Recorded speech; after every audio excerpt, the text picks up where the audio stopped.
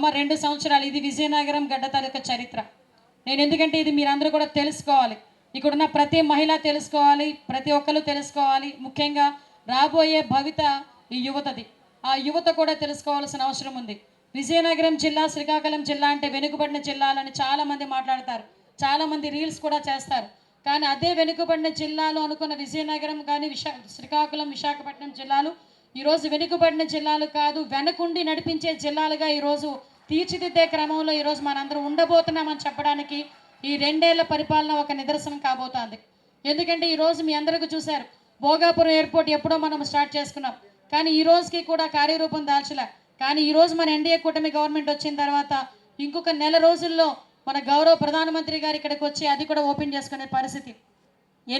ఎన్నో పరిశ్రమలు, Reliance data centre ఈరోజు అలాంటివే కాకుండా ఎన్నో పరిశ్రమలు ఈరోజు రావటం, ముఖ్యంగా ఉత్తరాంధ్రకి గూగుల్ లాంటి సంస్థల దగ్గర నుంచి ఆర్సిలార్మిట్టల్ లాంటి స్టీల్ ఫ్యాక్టరీ వరకు ఈరోజు ఉద్యోగ అవకాశాలే ధ్యేయంగా పెట్టుకొని ఈరోజు ఈ గవర్నమెంట్ పనిచేస్తుంది. దాంతోపాటు సంక్షేమము, అదేవిధంగా అభివృద్ధి. ఇందాకే గౌరవ కలెక్టర్ గారు మనకు ఒక నివేదిక కూడా ఇచ్చున్నారు. ముఖ్యంగా మన విజయనగరంలో లాస్ట్ టైం వరకు కూడా మన జీడిపి చూస్తే 37,143 కోట్ల నుంచి ఈ 2 సంవత్సరాల కాలంలో 45,180 కోట్లకి పెరిగిందంటే తలసరి ఆదాయం ఇక్కడ చదువుకునే పిల్లలు చాలామంది ఉన్నారు. 1,61,000 నుంచి ఈరోజు 1,95,000కి పెరగడం అన్నది ఇదేదో కాగితాల్లో మేము చూపుతున్నది కాదు, గణాంకాలు చాలా క్లియర్గా చెప్తున్న సందర్భాన్ని కూడా ఈరోజు మీ అందరికీ కూడా తెలియజేయాలి.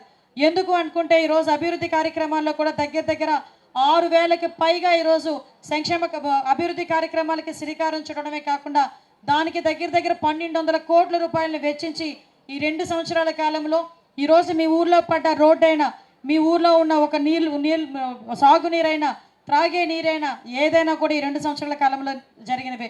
ఒకసారి మీ అందరూ కూడా ఆలోచన చేసుకోవాలి. ఈరోజు మన ఇంటి ముందు చూస్తే రోడ్డు పడుతుంది, మన కాలనీలో చూస్తే తాగేదానికి నీళ్లు వస్తున్నాయి. ఈరోజు మన సాగునీరు దగ్గరికి వస్తే మన పంట పొలానికి నీళ్ళు వచ్చే కార్యక్రమాలు జరుగుతున్నాయి. ఇవన్నీ జరుగుతున్నాయి అనుకుంటే ఒక దార్శనికత కలిగిన నాయకుడు తాలూకా నాయకత్వం. ఈరోజు అదేవిధంగా ఈరోజు ఎన్నో పరిశ్రమలు వస్తున్నాయి, ముఖ్యంగా సంక్షేమ కార్యక్రమాలు. ఇందాకే పెద్దలందరూ కూడా చెప్పారు, చాలామంది సంక్షేమానికి అది చేస్తాం ఇది చేస్తామని చెప్పి ఓట్లు ఎంచుకున్న తర్వాత మొండి చేయి చూపించిన సందర్భాలు కూడా చాలా కనిపించినాయి. కానీ ఈరోజు అది కాదు.